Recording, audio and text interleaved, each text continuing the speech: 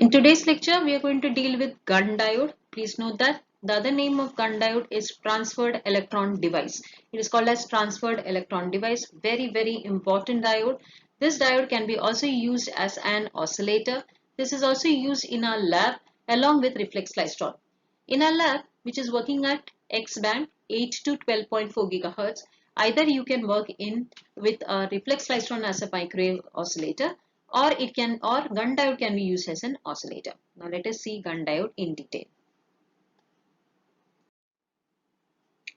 Now to first understand about this gun diode, what we do is that this gun diode, it's a remarkable discovery which has been done by Sir J.B. Gunn. Meaning what they did is that they just took a small slice of gallium arsenide and gave a very, very high potential, about 3000 volt per centimeter, volt per meter. Meaning it's going to be very, very high potential was applied to it. Automatically oscillations were generated. Now you must be wondering what's so great about it. Please note this gallium arsenide slide which I'm saying is a very, very thin slide, and on that when you're applying a electric field, you are automatically getting on oscillations. It's a big thing. If you remember in lower frequency, we have Claps oscillator, Hartley oscillator, different type of oscillators. So many combinations of resistances and resistances have to be done to get an oscillations, which is not so easy. So this type of an oscillation is a remarkable achievement which is done with. Hence, you can say Sir J.B. Gunn is also called as the father of microwave engineering. Just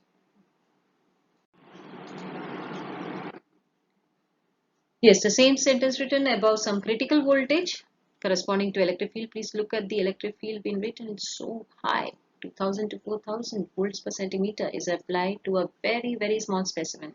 And you see some fluctuating function of time. That is periodic oscillations. Now, how do you determine the frequency of the oscillation? Frequency of the oscillation can be determined by either the length of the specimen or the you can specify by the length of the the period of oscillation. Normally, we give it as something like this: the drift velocity (Vd), the drift velocity, because the electrons have to move. It is normally given as F into L. What is this frequency? Frequency of oscillation multiplied by the specimen length. This is how the drift velocity is normally given. Don't get surprised by that. What is this velocity? Well, formula is always given as distance upon time. So that time I have written as frequency, nothing else. So this is drift velocity is equal to frequency multiplied it by length.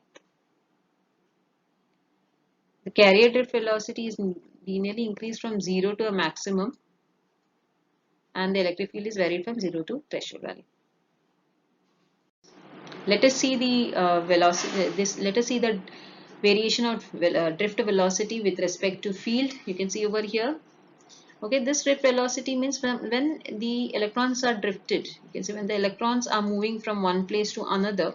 We call it this as this can move because it has some velocity. And when something is moving, when electrons are moving, what is generated? Current. A current is generated. Now this current is generated. I'm saying that voltage, this field is increasing. What do you mean by field is increasing? Field means, I mean to say some voltage has been applied over here. So in other words, this is nothing but voltage to current characteristics. And can you observe this voltage to current characteristics? It says that as voltage increases, current is also increasing, but not constant. After some time, can you see there is a decrease in level, a decrease in level. So we call this region as negative resistant region. So gun diode also exhibits negative resistant region. Now, first time this gun diode effect was discovered by, when gun effect was actually discovered, it was also discovered by Ridley-Watson theory, Ridley-Watson's theory, that is RWH theory. Now, the same concepts have been applied, but they do not speak in terms of electric field, they do not speak in terms of voltage and current. The same thing they are writing in terms of electric field and magnetic field. So, they don't write as magnetic field, they write in terms of current density. Current density. Current density is always signified by capital J. So we will see the next slide. We directly go to that slide. In the next slide, you will see that we have written the equation in terms of J. Can you see this? Instead of I have written J, and this E remains as it is because E versus V is the same thing. Voltage versus current only I have written over here because I hope you know at microwave frequency we do not have voltage and current. We speak in terms of electric field and magnetic field. So here instead of magnetic field we are taking current density.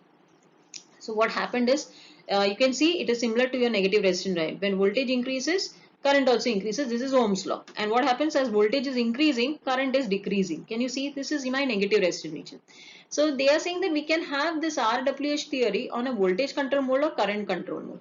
And what we mean by voltage control mode over here is that a very high field domain, can you see it's perpendicular to the specimen line, is been applied and your entire region gets divided into two high field domains. Now high field domains means a dipole has been created. I will be explaining in the next slide.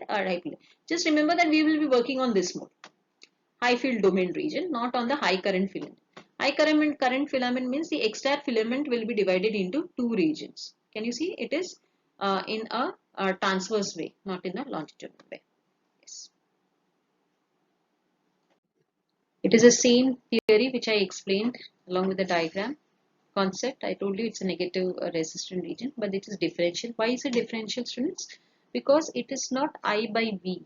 Sorry, it is not I by V. Am I right? I by V means negative resistance. Voltage increases, current decreases. This you are writing in terms of DI. What is DI? Differential current. So this differential current you call it as a current density. So that is why it is written differential negative resistance. Voltage control mode, you saw a high field domain region is created.